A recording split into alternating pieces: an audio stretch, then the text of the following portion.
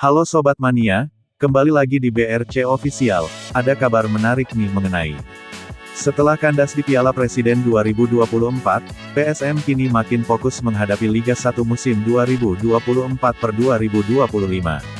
Seperti yang diucap pemain asing baru PSM, Latir Fall, akan lebih fokus untuk bertempur di Liga 1.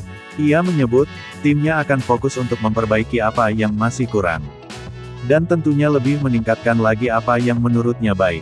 Hal-hal yang kurang bagus kita lakukan, dan melanjutkan apa yang sudah kita lakukan dengan baik, untuk menjadi lebih di Liga 1, terangnya.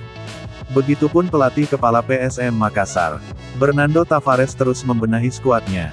Juru taktik asal Portugal ini, mencoba skema baru di sesi latihan, pada Senin tanggal 29 Juli tahun 2024. Game internal dilakukan 11 lawan 11. Biasanya Bernardo Tavares memainkan dua striker di lini depan. Kini mengandalkan striker tunggal. Tito Okello dan Nermin Haljeta tidak lagi ditandemkan. Justru mereka menjadi lawan. Tito Okello membela tim Rompi Pink. Penyerang Sudan Selatan itu harus menghadapi Aloisio Neto. Sedangkan Nermin Haljeta bergabung dengan tim tanpa Rompi. Striker asal Slovenia itu harus menembus kokohnya pertahanan Juran Fernandes. Selama game internal utak-atik pemain dilakukan oleh Bernardo Tavares. Hal ini dilakukan untuk mencari komposisi terbaik pasukan Ramang. Persaingan antar lini PSM Makassar kini makin sengit. Pasalnya, saat ini PSM Makassar dihuni 33 pemain. Masih kurang 2 pemain lagi yang harus direkrut, jika ingin memaksimalkan kuota regulasi Liga 1 2024-2025. Dalam regulasi Liga 1, klub boleh mendaftarkan maksimal 35 pemain. PSM pun masih terbuka untuk menambah pemain. Apalagi, bursa transfer baru akan ditutup pertengahan Agustus mendatang. Media officer PSM Makassar, Sulaiman Abdul Karim mengatakan, pihaknya menunggu instruksi pelatih kepala, Bernardo Tavares. Kita lihat saja nanti bagaimana pelatih mau.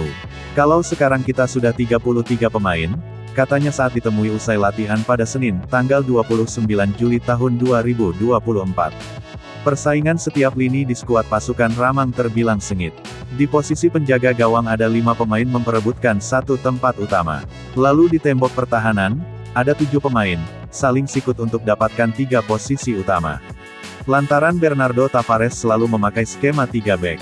Kemudian di 3 posisi gelandang menjadi rebutan 8 pemain. Persaingan pun cukup berwarna, karena di posisi ini dihuni pemain muda, pemain senior hingga legiun asing. Di sektor sayap penyerangan, didominasi winger muda. Rata-rata berusia 22 tahun ke bawah. Ada 6 pemain berebut 2 posisi utama. Terakhir di posisi penyerang, ada 7 pemain bersaing mendapat 2 tempat juru gedor. Nah itu dia sobat untuk update kabar hari ini. Bagaimana pendapat kalian sobat? Tulis pendapat kalian di kolom komentar ya sobat, dan jangan lupa like, komen dan subscribe.